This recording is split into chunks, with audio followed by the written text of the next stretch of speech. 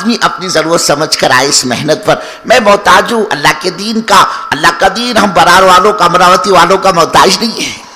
ہم کو ضرورت ہے اللہ کے دین کی. اللہ کی قسم بزرگو اللہ کو میری تمہاری ضرورت نہیں. یہاں تو جو کرے گا اس کی ذات کا نفع ہوگا.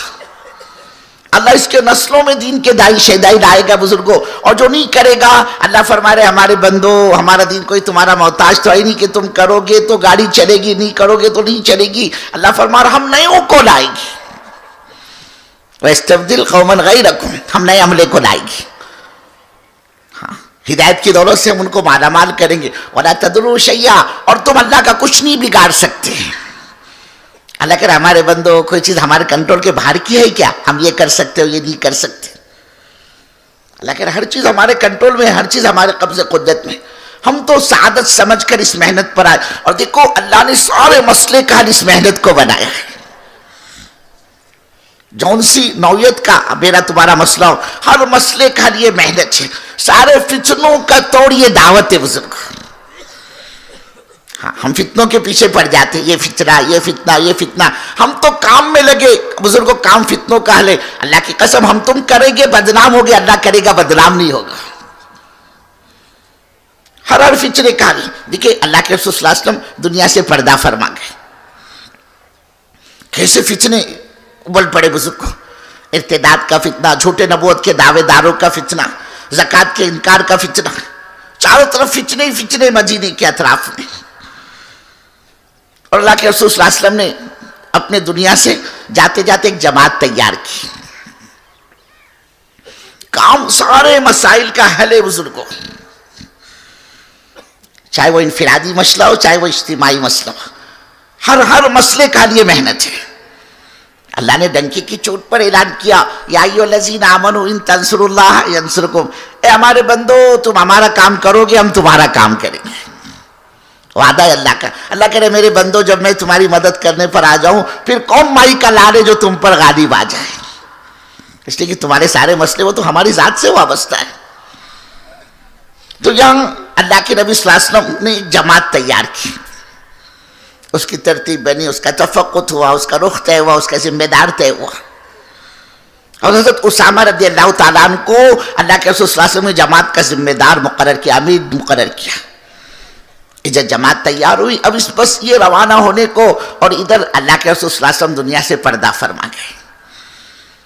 اب بزرگوں آپ کا دنیا سے رخصت ہو جانا, صحابہ کی تو چیخیں نکل گئی. بعض روتے ہوئے جنگلوں کو نکل گئے, بعضوں نے ہاتھ اٹھا کے دعا کی اے اللہ ہم اپنی ان آنکھوں سے رات دن تیرے نبی کا دیدار کرتے تھے, اے اللہ اب جب ہی دنیا کے اندر نہیں رہی یہ آنکھیں بنا ہی ہماری کس کام کی, ہم کو نہیں چاہیے. وہ اندھے ہو گئے. اور مدینے کا یہ حال بزرگوں کسی کو کسی کا ہوش نہیں. ازواج مطہرات امہات المؤمنین اللہ کے رسول صلی اللہ علیہ وسلم کی پاک بیویاں, اللہ کے رسول صلی اللہ علیہ وسلم کی بیٹیاں روتے روتے نڈھال پڑ گئے.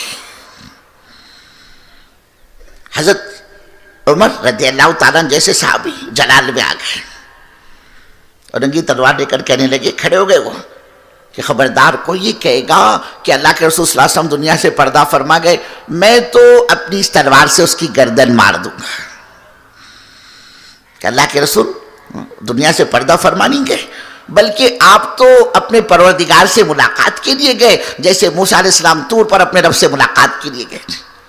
یہ حال حضرت عمر رضی اللہ تعالیٰ, ایک صدیق اکبر رضی اللہ تعالیٰ تھے, عجیب فراست کے مالک. اللہ نے بڑی فراست عطا فرمائی تھی. سب کو جمع کیا مسجد نبوی کے اندر اور ایک گھوسا مارا حضرت عمر رضی اللہ تعالیٰ عنہ کے سینے پر. کیا عمر زمانے جاہلیت میں تو بڑی بڑی باتیں کرتے تھے, اسلام لانے کے بعد بزدل ہو گئے. اور قرآن پاک کی آیت پڑھ کر سنائی, وما محمد الا رسول قد خلت من قبل الرسل افئن مات او قتل انقلبتم علی اعقابکم ومن ينقلب علی عقبیہ فلن یضر اللہ شیئا. کہ محمد صلی اللہ علیہ وسلم رسول ہی تو ہے, خدا تو نہیں. جیسے آپ سے پہلے انبیاء علیہ السلام, آپ سے پہلے رسول, ایسے ہی آپ. افئن مات کہ اگر آپ اس دنیا سے پردہ فرما جائے, او قتل انقلبتم علی اعقابکم یا یہ کہ آپ شہید کر دیے جاؤ تو کیا تم سب کے سب پلٹا کھا جاؤ گے, یعنی دین کو چھوڑ دو گے. وَمَن يَنْقَلِبْ عَلَىٰ عَقِبَيْهِ فَلَن يَضُرَّ اللَّهَ شَيْئًا، اور جو دین کو چھوڑے گا اس کے اپنی ذات کا نقصان ہوگا، اللہ کے دین کا کوئی نقصان نہیں ہوگا۔ حضرت عمر رضی اللہ تعالیٰ عنہ فرماتے اللہ کی قسم میرے کو تو ایسا لگا جیسے آج ہی آیت اتری۔ ان کی سمجھ میں آ گیا کہ واقعی اب اللہ کے رسول صلی اللہ علیہ وسلم دنیا میں نہیں ہے۔ سب سے اہم اس وقت جو مسئلہ آیا ان کے سامنے، اب یہ حضرت اسامہ رضی اللہ تعالیٰ عنہ کی جماعت کے روانہ کرنے کا مسئلہ ہے۔ کیا کیا جائے؟ بزرگوں اکثر بڑے بڑے جلیل القدر صحابہ کی اس وقت میں یہ رائے تھی کہ اس جماعت کا بھیجنا اس وقت میں ہماری سمجھ میں نہیں آتا، مدینے کے حالات ٹھیک نہیں ہیں، مدینے کے اطراف سے حملے کی خبریں، ارتداد کی خبریں، زکوٰۃ کے دینے سے انکار کی خبریں، جھوٹے نبوت کے دعوے دار کی خبریں مسلسل آ رہی ہیں۔ اور اس حال میں اگر یہ مدینہ یوں خالی ہو گیا، جماعت روانہ ہو گئی، تو مدینے کا کیا بنے گا؟ مدینے کی عورتوں اور بچوں کی حفاظت کون کرے گا؟ کیونکہ ہمیں تو نگرانی بھی کرنی ہے، حفاظت بھی کرنی ہے مدینے کی۔ اگر اس طرح نکل گیا یہ معاملہ تو مدینے کی عورتوں اور بچوں کا کیا بنے گا؟ اس کو سامنے رکھ کر بڑے بڑے جلیل القدر صحابہ کی رائے تھی کہ اس وقت اس جماعت کا روانہ کرنا ہماری سمجھ میں نہیں آتا، اب اس کو ملتوی کرو۔ بعضوں نے کہا امیر بدل دو، حضرت اسامہ رضی اللہ تعالیٰ عنہ کی جگہ کسی اور کو لگاؤ۔ ایک صدیق اکبر ہی تھے رضی اللہ تعالیٰ عنہ، انہوں نے فرمایا کہ جس جماعت کی روانگی اللہ کے رسول صلی اللہ علیہ وسلم نے اپنی حیات طیبہ میں طے فرما رکھی ہو، یہ ابو بکر کون ہوتا ہے اس کو روکنے والا؟ اور جس جماعت کا ذمہ دار اللہ کے رسول صلی اللہ علیہ وسلم نے اپنے حیات طیبہ میں حضرت اسامہ رضی اللہ تعالیٰ عنہ کو طے فرمایا ہو، یہ ابو بکر ان کو بدلنے والا ہوتا کون ہے؟ یہ جماعت تو ہر حال میں روانہ ہوگی۔ پھر چاہے تمہارے کہنے کے مطابق کہ جب یہ جماعت روانہ ہو جائے مدینہ مردوں سے خالی ہو جائے اور ہو جائے مدینے پر حملہ جیسے تم کہہ رہے ہو، یہاں تک کہ مدینے کی عورتوں اور بچوں کو بھی شہید کر دیا جائے، اللہ کے رسول صلی اللہ علیہ وسلم کے ازواج مطہرات آپ کی پاک بیویوں کو بھی شہید کر دیا جائے، آپ کی بیٹیوں کو بھی شہید کر دیا جائے، مجھ امیر المؤمنین کو بھی شہید کر دیا جائے، اور ہماری لاشوں کا مدینے میں کوئی اٹھانے والا دفن کرنے والا نہ ہو، یہاں تک کہ جنگل کے کتے اور بھیڑیے ہماری لاشوں کو مدینے کی گلیوں میں گھسیٹ رہے ہو، میں اس کو تو برداشت کر سکتا ہوں۔ لیکن فرمایا این قص الدین وانا حی، ارتداد کی خبریں، حملے کی خبریں، دین مٹ رہا، اللہ کا دین مٹ رہا ہو، اور یہ ابو بکر زندہ رہے، ابو بکر کی زندگی کس کام کی؟